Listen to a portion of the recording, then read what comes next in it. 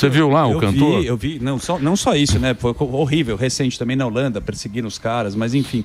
Por que você acha que no Brasil, você é um cara que estuda muito isso, a esquerda, ela tem discursos tão antissemitas, e eu vejo você até tentando combater, né? Até com elegância, mas aonde que tá nesse lugar que o cara tá defendendo situações que a gente sabe o que acontece dentro de grupos terroristas e por que esse discurso a esquerda abraça? E eu nem quero entrar na ideologia do BRICS, nem nesse lugar, mas por que é interessante eles estarem de mãos dadas, sabendo que eles não sobreviveriam, em alguns lugares não aceitam, né, LGBT? Por que você acha que está nesse lugar? Eu acho que, primeiro, é uma questão de agenda e de polarização política. Então, na hora que grupos políticos entendem que existe um tema, uma temática, um aspecto específico da sociedade que lhe é conveniente, ele compra isso, abraça isso, e obviamente que você acaba comprando, na hora que você está ensinando as pessoas a sua ideologia política, você mostra quais são o leque de elementos que essa pessoa precisa aceitar. Que o discurso pega, Esse é o problema da política ideológica. A política sai da lógica, sai do objetivo e entra para a ideologia política. A política ideológica é um problema, porque se você não tiver a ideologia, você não pode discordar de parte das políticas. E aí você, obviamente, é excluído, é cancelado. Então a questão palestina, que é uma questão legítima, foi transformada numa questão de não só apoiar o povo palestino, mas ser contra Israel. Então, para você apoiar o povo palestino, você precisa ser anti-Israel. Isso, na verdade, é prejudicial aos palestinos, porque não vai haver uma solução lá se você não conversar com Israel. Porque não Israel tem acordo, né? Não vai ter acordo. Israel é um poder militar, Israel tem um exército dos mais fortes do planeta, já se provou, né? Atacou um país agora preventivamente 80 vezes maior, com 10 vezes a população, e acabou com o espaço aéreo do país em 72 horas. O que Israel fez em 3 horas e meia no começo do ataque ao Irã, a Rússia não conseguiu fazer contra a Ucrânia em 3 anos e meio. Sim. Então não tem como. Né? Só vai se resolver a questão palestina quando se entrar em diálogo com os israelenses, e eu sei que existem governos de direita, governos de esquerda, é complexo, tem uma parte da população de Israel que não vê os acordos com bons olhos, mas em geral, nos últimos 30 anos, desde o processo de paz, existiram vários governos israelenses que estão dispostos a conversar.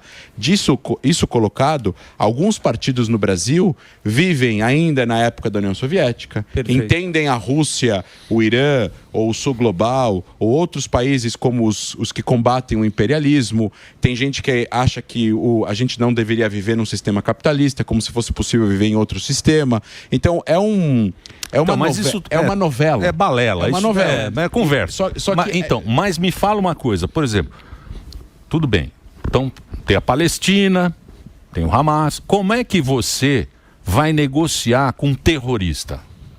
Como é que você senta numa mesa com um terrorista e vai negociar? Esse que é o problema. Então, esse que é o problema. Porque qualquer coisa que você confia na palavra de um terrorista. Não, tanto que o acordo foi quebrado, né, com o Hamas. Esse que é o problema. Tinha um acordo.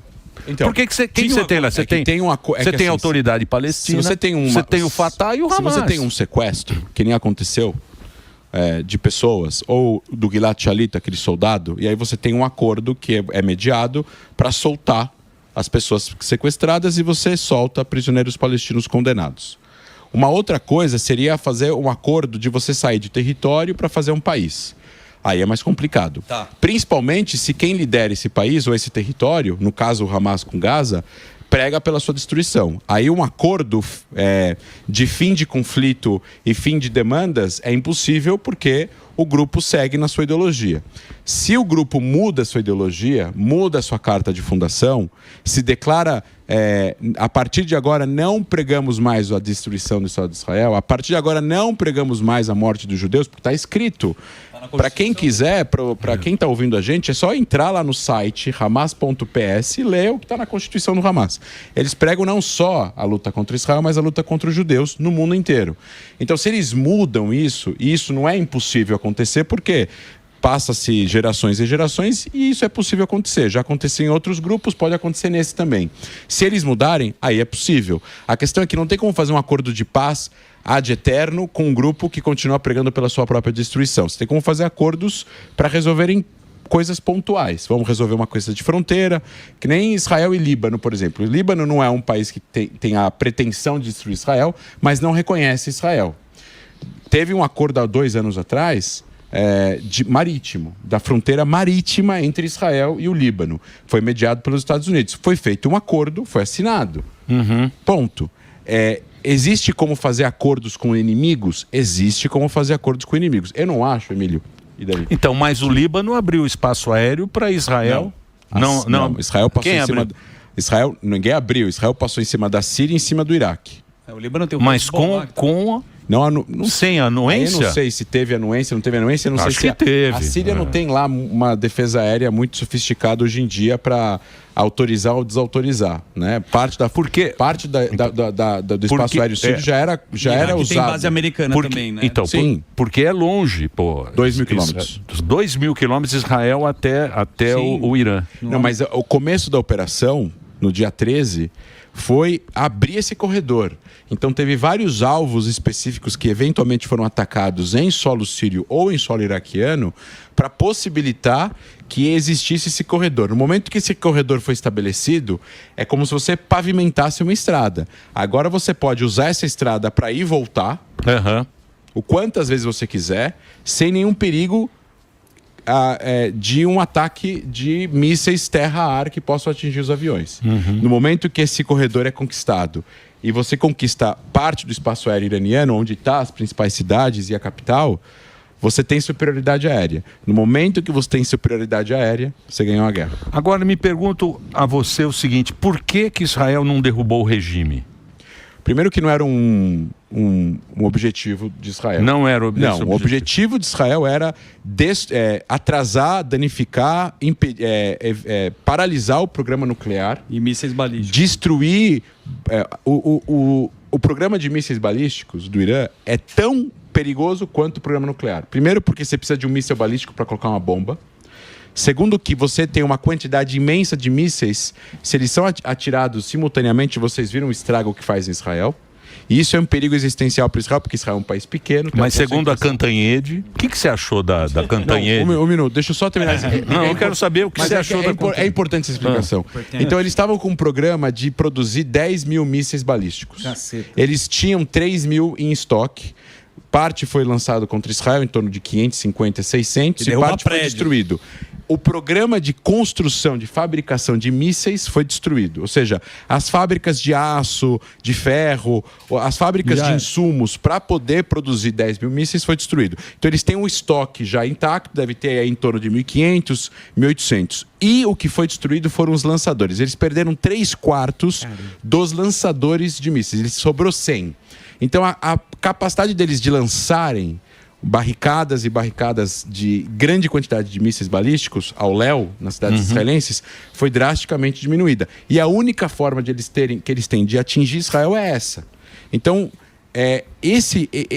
o objetivo da operação de Israel foi danificar o programa nuclear.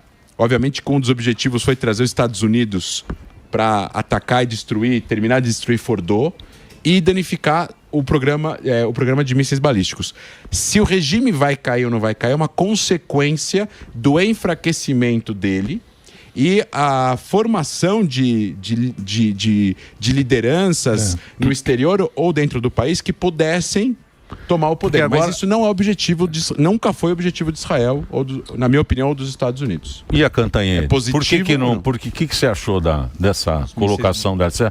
Da Globo News, falou que não morre tanto. Lamentável. Mas você acha para uma jornalista é lamentável alguém falar isso. Você acha que foi antissemita? Não posso te afirmar porque eu não conheço a pessoa. Mas que foi infeliz pra mas cacete. Com certeza. Mas eu vi que teve uma retratação, inclusive, bem tímida dela foi no Twitter. Lá em mas fizeram uma reportagem na Globo News sobre... Não, ela falou que foi mal interpretado, que nós interpretamos mal. Eu acho que as pessoas precisam... Não foi isso que eles... Não existe falar mortezinha pra nenhuma pessoa que morre. Nem em Gaza, nem em Israel. Morrer tão pouquinho, míssil, né? Foi horrível. Ô, Lácio, pô, obrigado, hein, você ter vindo aqui. Mas já? Foi rápido. Pô, foi rápido, você falou tudo em meia hora. Porque o cara tem habilidade. Você tem habilidade. Mas tem muito assunto ainda. Não, você pode voltar quando você quiser, mas nós já estamos mais tranquilos, porque o Major teve aqui. Tá voando. O Major tá voando lá. O Rafael Rosenstein, que você conhece bem. Você sabe que o Major teve aqui e ele falou que aqui no Brasil tá tudo errado. O jeito que a notícia chega é bem errado aqui no Brasil. E você é um cara que traz a informação, porque você... Esse cara aqui, ele teve lá, ele foi da inteligência do exército de Israel. Mas, então assim, ele manja muito. Mas ainda bem que existem... parte da grande imprensa brasileira está, sim, em contato conosco, são pessoas que se importam, recebem os nossos conteúdos, nos chamam para falar, e isso é muito importante, porque tem países que isso não acontece. E você está do lado do bem. E é muito importante estar do lado do bem. Temos que estar do lado da paz. É isso aí. Legal. André, muito obrigado por você ter vindo mais uma vez aqui no Pânico. Eu vou passar aqui para você a rede social do André. Lá está aí, ó. E tem também o canal, né? Tem a minha página, tem a página da Stand With Us também, @StandWithUs_Brasil. E tem também no Twitter as páginas, e a Stand With Us também está no TikTok. É bom pra caramba, é cara. Boa. Que é o Power Pulse, hein, Delari? Dá depois pra ele aí. Tá precisando? Não? Não tá precisando do Power Pulse? Tá noivo? Tá noivo? Noivinho do Brasil. Caso esse ano. Muito bem, vamos fazer o break agora. O André lá